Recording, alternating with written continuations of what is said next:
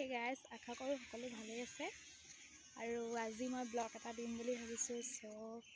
আজি মই কৰিম পেলনীয়া বটলৰ DIY।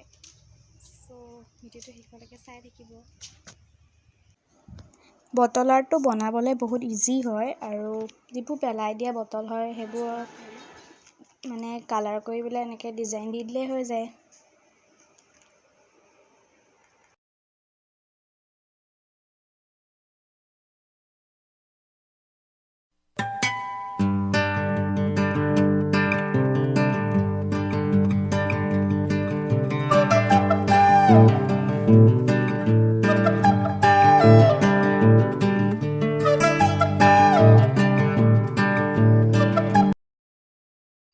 এইটো ফাৰ্ষ্ট টাইমৰ কাৰণে বনাইছোঁ, কেনেকুৱা হৈছে নাজানো।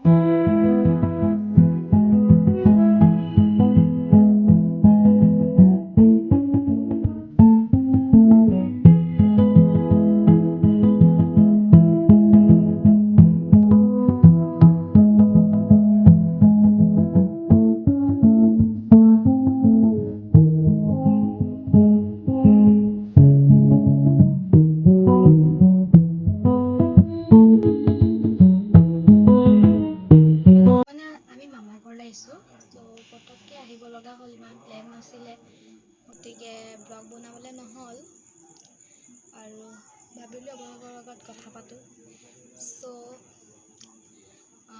মোৰ মানে ব্লগ বহুত দিন দিয়া হোৱাই নাই আৰু মানে ব্লগ দিয়াৰ পিছতো ভিউজবোৰ ইমান কমি যায় নহয়, বহুত কমি যায়। ছাবস্ক্ৰাইবাৰ বাৰু ইমান কমা নাই, কিন্তু ভিউজবোৰ বহুত কমি যায়।